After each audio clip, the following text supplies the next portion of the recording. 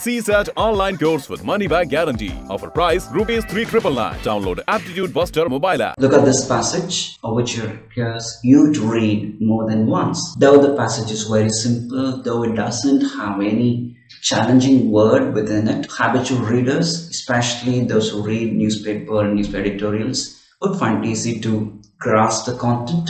For those who have limited exposure on reading, or for those who dislike reading in general, because thanks to gadgets and the digital age, many have started developing an aversion to reading, and that is another main reason for people to perform very poorly in comprehension passages. You can read it and try to understand. I'll help you out. The first sentence, it's sort of an alarm where the author says the current focus on the right to privacy is based on some new realities of the digital age. And throughout this passage, the author does talk about right to privacy. A right is a substantive right only if it works in all situations and for everyone. So the second sentence is self-explanatory. The third one, a right to free expression for an individual about her exploitation, for instance, is meaningless without actual availability of security that guarantees that private force cannot be used to thwart this right. This is where you would find it difficult to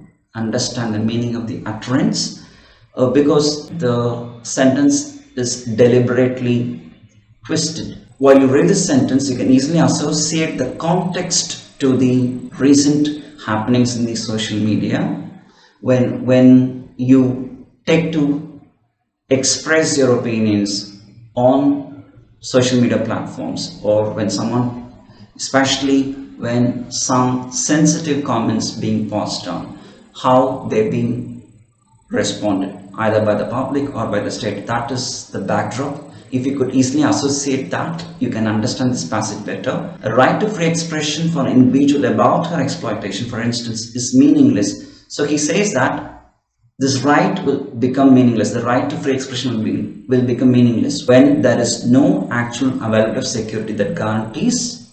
So while you read it, if you could parse it like this, if you could understand where you need to create a pause, it will be very easy for you to understand the author's intention, the author's real intent of expressing that idea. He says a right to free expression for an individual is meaningless or will become meaningless when without actual availability of security that guarantees that private force cannot be used to thwart this right. What is the point when the state says there is right to free expression and this right is applicable to everyone, and when there is no guarantee, when there is no social security, when some private force afflicts or harms it? He is reiterating this point. A right to free expression for an individual about her exploitation is meaningless. We call it negative construction. That means when will it become meaningful? It will become meaningful when there is actual availability of security. If you invert this idea, especially when you have these negative constructions, if you invert the utterance, you can really, or you can quickly grasp the author's implied message. The last sentence says the role of the state therefore is not just to abstain from preventing rightful free expression. So if you could understand the third sentence, only if you could understand the third sentence, you can understand the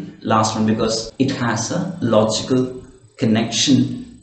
The word therefore indicates a logical connection. The role of the state therefore is not just to abstain from preventing rightful free expression, which means, again, try to invert it. He says not just to abstain from preventing, which means to allow rightful free expression, but also to actively ensure that private parties are not able to block it. So the state should also allow rightful free expression, one, and should actively ensure that private parties are not able to block it, which means private parties should not be more powerful or should not overpower when state provides the right to expression. Let's go to the question. On the basis of the above passage, the following assumptions have been made. Especially this question is doubly tricky. One, the content itself demands your 100% attention. You have to read more than once, and even after that, when you come to the questions or keywords like assumptions, you have to be very, very careful. Okay, so usually people would tend to avoid these sort of questions, but if you are being compelled to answer these questions, because the current edition 2020 has compelled you to answer these sort of questions, the main reason is they have increased the competency level of quantitative questions. So in such situations, what should you do? When you look at the keyword assumptions, it means that the statements that have been provided may not necessarily be true. Let's start with statement 1. State should have some institutions to ensure its appropriate role in a digital society. In a quick look, you would consider this to be true, but hold on for a while. Second statement, state should ensure that private parties do not violate the citizens' right to privacy. This has been given a very strong emphasis. So statement 2 is true. That's the thing. We will retain the answer choices which carries the second statement, and that is a blessing in disguise here for this question, because that has helped you to eliminate 2 choices.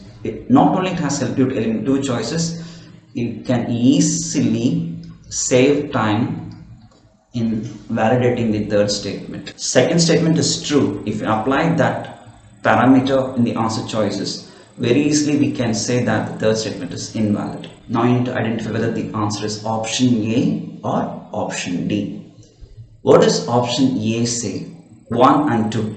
Read the first statement. State should have some institutions to ensure its appropriate role in a digital society. Now this is slightly tricky. If you read the last sentence, the author says the role of the state is not just to abstain from preventing rightful free expression. So he hasn't talked about this idea. Therefore, statement 1 is invalid. Answer is option D. Guys, all along I have taken the conventional or the traditional approach of answering this question, where you read the passage and you read and reread to understand the passage better, because the question, the context in the passage is dry and it requires an average reader to read more than once. Not only that, when you come to the question carries the keyword assumptions, which is again another difficult question type. And for you to validate statements, whether they are valid assumptions or not, you have to be very, very alert. Okay. So we have taken the traditional approach. We found the answer as option D. I'll give you an easy way. There is an easy way for this question. When I say easy way, please don't expect me to do some magic. I'm not a magician, okay, nor I want to wage a magic wand. Okay, first we have read the passage, we have understood the author talks about the right to privacy in the context of a digital age. If you could clearly understand this idea, you can pay attention on what we call as triggers. I consider this to be trigger because this word digital keeps recurring in the answer choices. Look at statement 1. Statement 1 carries a phrase digital society. Statement 3 carries the phrase digital economy. Without any fuss, if you have understood the passage, the third statement is invalid, which will help you to eliminate which will help you to eliminate 2 choices, option B and option C, because the discussion is not on digital economy. The discussion is on the right to privacy in digital age. So if you observe me closely, the way I have eliminated statement 3 will help you to eliminate statement 1 as well, because neither the author discusses digital economy nor digital society. All he talks about is the right to privacy in digital age. So if you have an eye for triggers, you can solve this question in less than 60 to 90 seconds. If you could do it, you will land up on the answer choice. The moment you eliminate statement 1, there's only one choice left. Option D is the answer. Is this interesting? Certainly it will be, right? This is how I'm gonna give you reliable techniques for answering CSAT comprehension passages. So do subscribe and do enroll for our course. I will come with much more interesting techniques to thwart these question types. I repeat it again. CSAT online course with money back guarantee. Offer price Rs 3,999. Download Aptitude Buster mobile app.